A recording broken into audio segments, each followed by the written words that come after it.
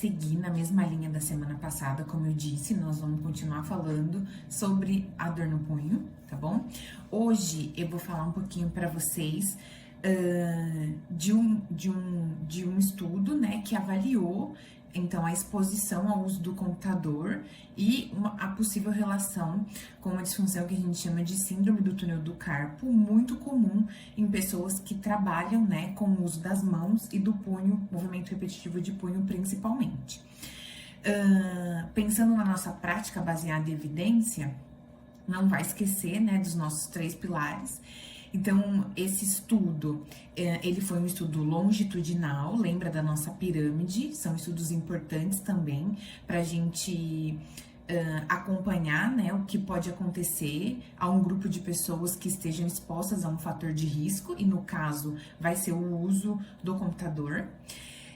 E esse estudo, então, foi um estudo longitudinal que acompanhou 2 grupos de trabalhadores, um grupo que estava na Europa e um grupo que estava nos Estados Unidos, durante 3 a 5 anos, mais ou menos, para o desenvolvimento, então, de síndrome de túnel do carpo relacionado com o uso do computador.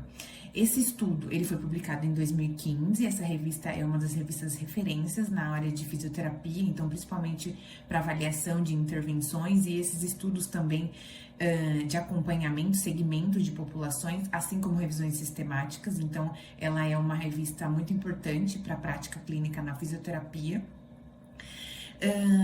E esse estudo ele foi desenvolvido depois de um boom do uso do computador, tá? Então, na verdade, ele foi publicado em 2015, mas ele acompanhou as pessoas nesse período, então ele começou lá em 2002. Então, como as pessoas começaram a usar muito o computador, as queixas de dores musculoesqueléticas e principalmente na região do punho, elas aumentaram substancialmente. Então, eles resolveram desenvolver esse estudo longitudinal. Por quê? Os estudos prévios eram estudos transversais, que avaliavam, né, a população ou comparavam grupos pontualmente. Então, não havia um segmento. E esses estudos eram controversos, então tinha estudo que mostrava que sim, que o uso do computador ele podia originar, né, causar a síndrome do túnel do carpo, e estudos que verificavam que não existia essa relação. Então, por conta dessa controvérsia, eles conduziram, então, esse estudo com essa população extensa.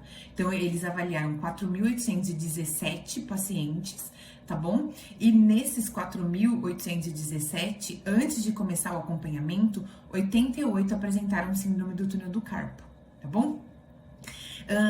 Com base nesses estudos controversos, né, da literatura prévia a 2015, apenas um estudo acompanhou um grupo, né, um estudo de 2003, que vocês estão vendo aí, do grupo do Andersen, e eles verificaram que verificaram a relação do uso do mouse e a origem da síndrome do túnel do carpo. Então, se você usa o mouse continuamente, né, mais de 20 horas, ou pelo menos 20 horas semanais, apresentava, então, uma relação com o desenvolvimento de síndrome do túnel do carpo. Então, cuidado. Nas próximas semanas, eu vou trazer para vocês, né, um estudo, né, estudos que mostrem essa exposição com o uso do mouse e qual é o tipo de mouse mais adequado, considerando que a gente necessita, né, do uso do mouse, a gente precisa por conta do trabalho, e se a gente tem alguma estratégia, então algum tipo de mouse que é mais indicado ou não, tá bom? Eu vou trazer para vocês nas próximas semanas, não percam.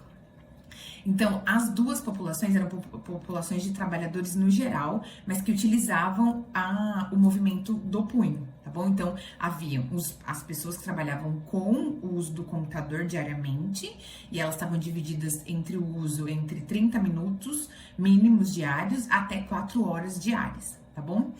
E aí, todos esses trabalhadores, eles foram avaliados por fisioterapeutas e médicos para o diagnóstico, né, de síndrome do túnel do carpo. Então, a síndrome do túnel do carpo, ela acomete, né, essa região aqui da sua mão. Então, na verdade, ela tem uma relação aqui com um nervo que passa nessa direção, tá bom? Que a gente chama de nervo mediano. E, por conta desse movimento repetitivo, existe um espacinho por onde passam, então, todos os tendões da mão e esse nervo mediano. Então, esse movimento repetitivo, ele pode causar um edema, por exemplo, nessa região, a pessoa iniciar com sintomas. Então, os principais sintomas, considerando que ela se dá por uma compressão do nervo, vão ser formigamento, a pessoa tem alteração, às vezes, de temperatura também, quente e frio, a mão esfria, gela, perda de movimento, parestesia, tá? Pode ter edema nessa região. Então, no polegar, o indicador, o dedo do meio, né? Até essa parte aqui. Então, a parte radial do quarto dedo, que a gente chama, tá bom? Então, normalmente é nessa região que se dá os sintomas. E a pessoa também tem perda de força.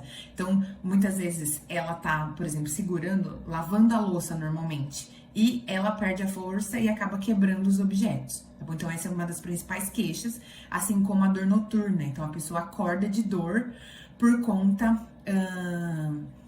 ela acorda de dor por conta dessa parestesia, né?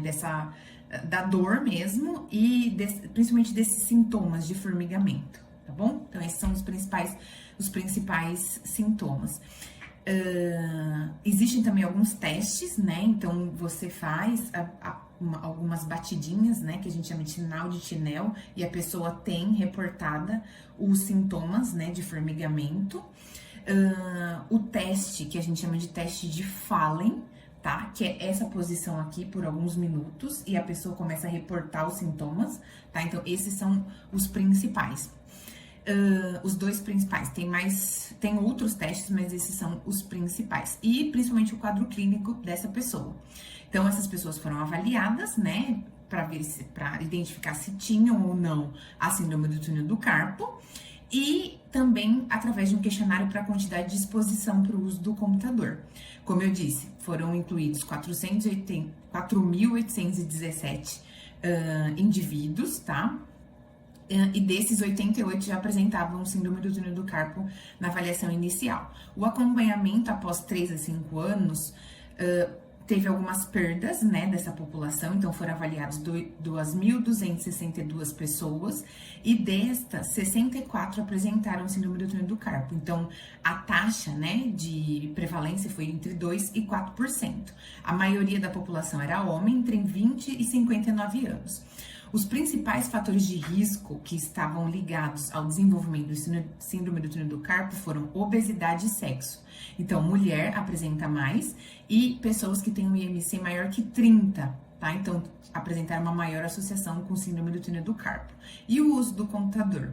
Então, o uso do computador, ele não foi fator de risco para síndrome do túnel do carpo, comparado com outras profissões. Então, por exemplo, trabalhadores que trabalham com processamento de alimentos ou fabricação de algo muito manual, trabalhadores da construção civil, então pessoas que trabalham por muito tempo com movimento repetitivo ou numa postura com a mão em sobrecarga, né, flexão ou extensão, principalmente flexão nesse caso, por um tempo muito prolongado. Então, isso foi um fator de risco maior. Nossa, mas e a minha dor no punho que veio com a quarentena? Então, assim, os estudos, eu, né, particularmente acredito que sim, tem uma relação, então, do que a gente realizava antes, do uso antes para o uso após. Mas lembra, o estudo mostrou que não era o uso do computador, mas a postura mantida do uso do mouse, tá? Então, futuramente, eu acredito, na verdade, vários estudos já estão sendo desenvolvidos agora para ver os efeitos da quarentena. E a gente vai ver outros fatores de risco, então o uso, né, de digitação e de posição, por exemplo, o uso do mouse nós vamos ver também, mas comparado com outras profissões que têm uma sobrecarga maior, né, então movimentos repetitivos, principalmente sustentando algum tipo de peso, eles têm uma maior chance de desenvolver a síndrome do túnel do carpo.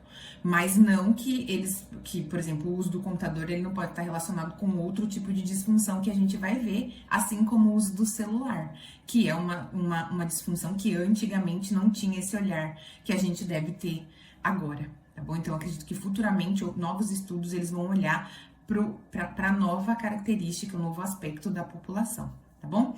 Então, é isso que eu queria falar para vocês. Lembra que teve um estudo que mostrou que o uso do mouse por mais de 20 horas semanais, ele sim tem relação.